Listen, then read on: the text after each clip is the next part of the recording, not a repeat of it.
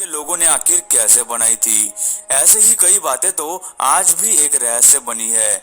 आज की इस वीडियो में हम आपको ऐसी ही कुछ चीजें और रहस्यमय जगहें दिखाएंगे जिन्हें देख के आपके होश उड़ जाएंगे और आप भी एक बार सोचने पर मजबूर जरूर हो जाएंगे। दोस्तों, ऐसे ही और वीडियोस देखने के लिए आप उस लाल कलर के सब्सक्राइब बटन को दबाकर बाजू वाली बेल पर क्लिक करके ऑल का ऑप्शन जरूर सिलेक्ट करें। लाइट बल्ब का आविष्कार हमारे जमाने में हुआ है और उससे पहले शायद ही किसी ने ऐसी लाइट या बल्ब के बारे में सोचा होगा, ऐसा हम मानते हैं।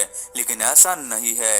रिसर्च और एनालिसिस करने पर इजिप्ट के कई पुरानी गुफाओं में और पिरामिड्स की दीवारों पर ऐसे देखे गए हैं जो एक बड़े लाइट बल्ब की तरह से दिखाई देते हैं, जबकि उस समय ऐसा मुमकिन ही नहीं था, या सिर्फ हमें ऐसा लगता है कि मुमकिन नहीं था।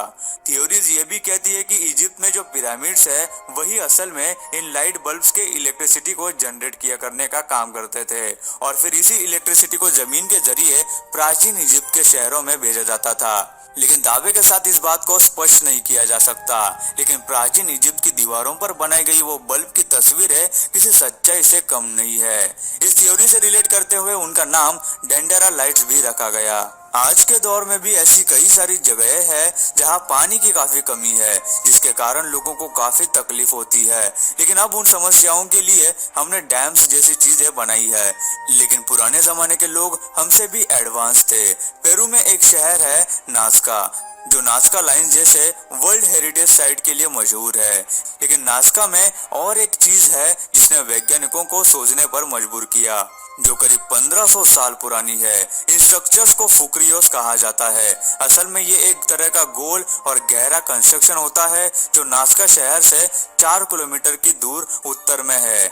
इन्हें कैंटालोक एक्वाडक्ट्स भी कहते हैं। इस जगह ऐसे 40 से भी ज्यादा एक्वाडक्ट्स आज से हजारों सालों पहले बनाए गए थे, लेकिन किसी को ये नहीं समझ आ रहा था कि आखिर इन्हें पुराने जमाने के लोगों ने क्यों और किस लिए बनाया था। रिसर्च के बाद पता चला कि ये एक ऐसी जगह है जहाँ सालों तक बारिश नहीं होती थी और हर तरफ सूखा होता, जिसके लिए उस समय के लोगों ने थोड़ी थोड़ी दूरी पर ये एक्वाडक्ट्स बनाए थे। जैसे कि आज के दौर में कुएं का इस्तेमाल होता है, उसी तरह ये उनके लिए उस समय कुएं का काम करते थे। गर्मियों में इनमें नीचे उतरकर लोग वहां से पानी निकालते थे। उन्होंने ऐसे एक्वाडक्ट्स ज्यादातर अपने खेतों के करीब बनाए थे, जिससे कि उन्हें खेती के लिए आसानी से पानी मिल सके। फुक्रियोस की रचना इस कदर बनाई गई थी कि गर्मी के मौसम में जब कहीं पे भी पानी नहीं रहता था, तब भी इन जगहों में हमेशा पानी रहा करता था। इसलिए 1500 साल पुराने इन एक्वाडक्ट्स को लोग आज भी देखकर उनके बनाए जाने की सराहना करते हैं।